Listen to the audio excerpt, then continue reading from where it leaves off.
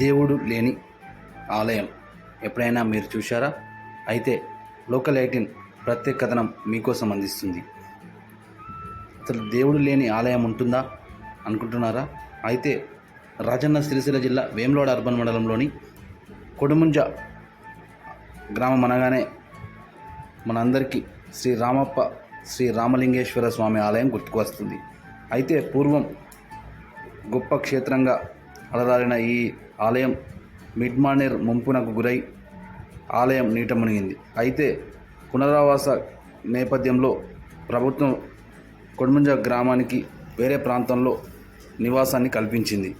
దీంతో కొడుముంజ R&R కాలనీగా రూపాంతరం చెందింది. అయితే ఈ పురాతన ఆలయం నుంచి వారు ఇళ్లలో నుంచి వెళ్ళిపోయిన తరుణంలో ఆలయంలో ఉన్న మూల విరాట్ మహాలింగాన్ని తీసుకువెళ్ళి గ్రామంలో మళ్ళీ పునఃప్రతిష్ఠించి ప్రత్యేక పూజలు నిర్వహిస్తున్నారు. నా పేరు రేగుల పరశురాములు. కొడుముంజ ఉమ్మడి కరీంనగర్ జిల్లాలో ఆనాడు కాకతీయ కాలం నాటి రాజులు కట్టిన మా శ్రీ రామలింగేశ్వర స్వామి ఆలయాన్ని మళ్ళీ మాది మిడ్మానేర్ కావడంతో ముప్పునకు గురైంది. కాబట్టి మా ఇళ్ళతో పాటు మేము కూడా ఈ దేవాలయాన్ని మా గ్రామస్తులందరం కలిసి ఒక ఉమ్మడిగా తీసుకొని వచ్చి ఈ యొక్క నిర్మాణాన్ని చేసుకోవడం జరిగింది. గ్రామస్తులందరం కలిసి మా విలేజ్కి మంచిగా జరగాలని చెప్పేసి కోరుకుంటూ మేము ఆ రోజు కూడా అదే దేవుణ్ణి మొక్కడం వల్ల మేము కూడా మిడ్మానేర్ ముంపునకు గురి కావడంతో కొడుముంజ గ్రామం మొత్తం ఖాళీ అయిపోయింది. నూతన గ్రామంలో ఇదే మూల విరాట్ను ప్రతిష్ఠించి ప్రత్యేక పూజలు నిర్వహిస్తున్నాం అనునిత్యమని గ్రామ ప్రజలు చెబుతున్నారు.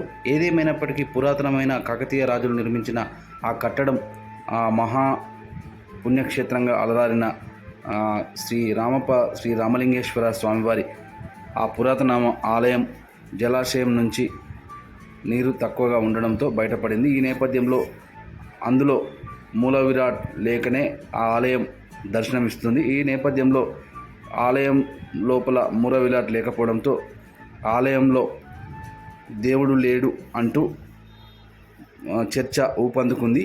అయితే ఈ దేవుడు లేని ఆలయం పురాతనమైన ఆలయం అని చెబుతున్నారు ప్రజలు. మిడ్మానేర్ జలాశయం నిర్మాణం నేపథ్యంలో ఆ ఆలయంలో ఉన్న మూల విరాట్ను తీసుకువచ్చి నూతన కొడుముంజ గ్రామంలో పునఃప్రతిష్టాపన చేసి మహా గొప్ప ఆలయాన్ని నిర్మించామని గ్రామ ప్రజలు చెబుతున్నారు.